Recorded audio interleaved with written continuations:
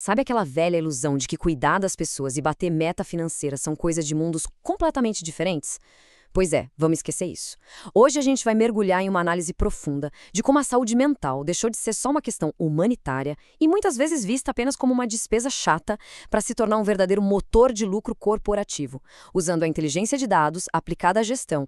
O nosso roteiro hoje é bem direto. A gente vai passar pelo paradigma da saúde mental, entender o que é a visão sistêmica, destrinchar os 3 pilares estruturantes, ver a taxonomia da estratégia, calcular o custo invisível do turnover e fechar com a grande mudança de pensamento. Então vamos direto ao ponto 1, o paradigma da saúde mental e a quebra do silo do RH. Por muito tempo, a saúde mental foi tratada ali escanteada como uma simples tarefa de bem-estar isolada no RH. Uma perfumaria, digamos assim. Mas a verdade nua e crua é que não dá mais para olhar para uma empresa como um amontoado de departamentos fechados. Ela é um organismo vivo e interconectado.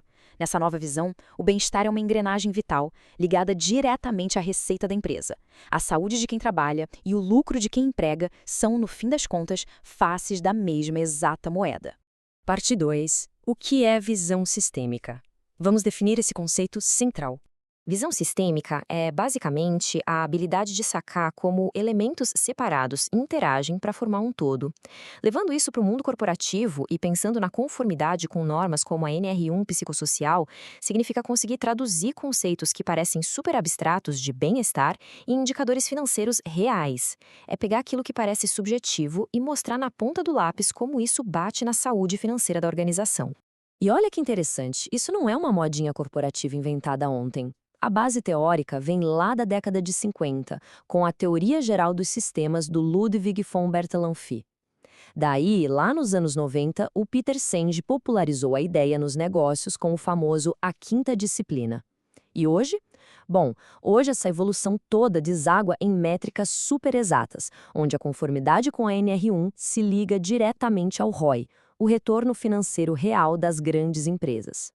O pulo do gato aqui é compreender os 3 fundamentos que sustentam tudo isso. Primeiro, a interdependência, saber que uma área fatalmente afeta a outra. Segundo, o pensamento de longo prazo. E o terceiro, que costuma pegar muita gente de surpresa, a causalidade não linear. O que isso quer dizer na prática? Quer dizer que uma falhazinha de liderança que acontece hoje e passa batida pode ser a causa silenciosa de um rombo financeiro enorme daqui a 6 meses. O que nos leva ao ponto 3. Os 3 pilares estruturantes, o nosso tripé de maestria.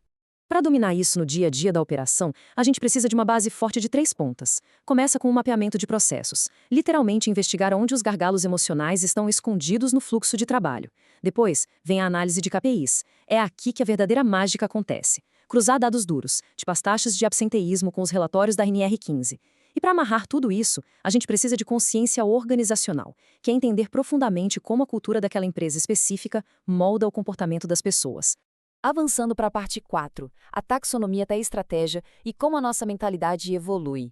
Se a gente aplicar a famosa taxonomia de Bloom à visão sistêmica, o caminho de evolução de quem atua na área fica cristalino.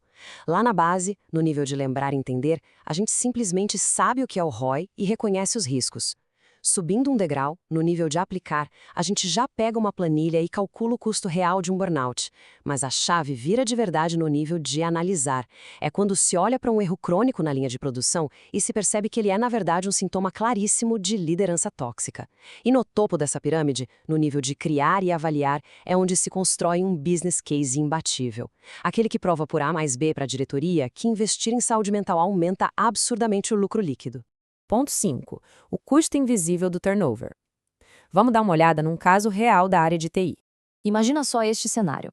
Uma empresa de tecnologia que sangra talentos todo santo dia. Eles perdem impressionantes 20% dos desenvolvedores a cada ano. É o caos instaurado. E o que a gestão faz? Foca só em tentar contratar substitutos cada vez mais rápido. É como ficar enxugando o gelo, girando a roda desesperadamente sem nunca parar para consertar o eixo. Aí é que mora o perigo. Sem a visão sistêmica, a empresa trata só o sintoma. Torra fortunas com recrutamento, os custos de integração disparam e a produtividade, obviamente, despenca. Mas com a abordagem sistêmica, o jogo vira. Quando o especialista investiga as causas raiz, que muitas vezes são coisas ocultas como falta de autonomia ou uma comunicação super agressiva, a empresa ataca o problema central. Assim, ela consegue reter o talento e preservar um conhecimento intelectual que é simplesmente valioso. E o resultado prático dessa mudança de postura é extraordinário. Ao corrigir essas falhas gerenciais e reduzir aquele turnover absurdo em apenas 10%, a empresa não só mantém a sua inteligência competitiva, como economiza nada menos que R$500 milhão por ano.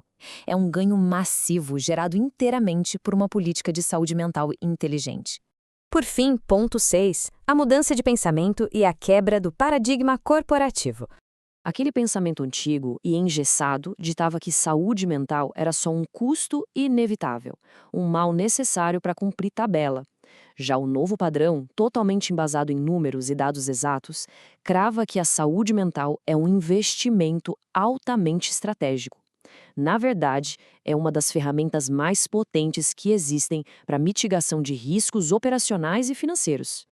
E essa transformação altera radicalmente a forma como as decisões diárias são tomadas. O modelo antigo se baseava em decisões isoladas, guiadas pela intuição e restritas a um único departamento, cada um olhando só para o seu umbigo.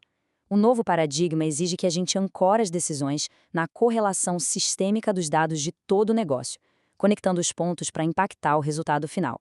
É o fim da era do eu acho e a entrada triunfal na era das decisões fundamentadas. Tem uma frase que resume perfeitamente tudo isso. Quem tem visão sistêmica fala a língua dos diretores e donos de empresa. Pessoas saudáveis constroem empresas ricas. É exatamente essa premissa que transforma uma operação puramente técnica em uma consultoria estratégica indispensável.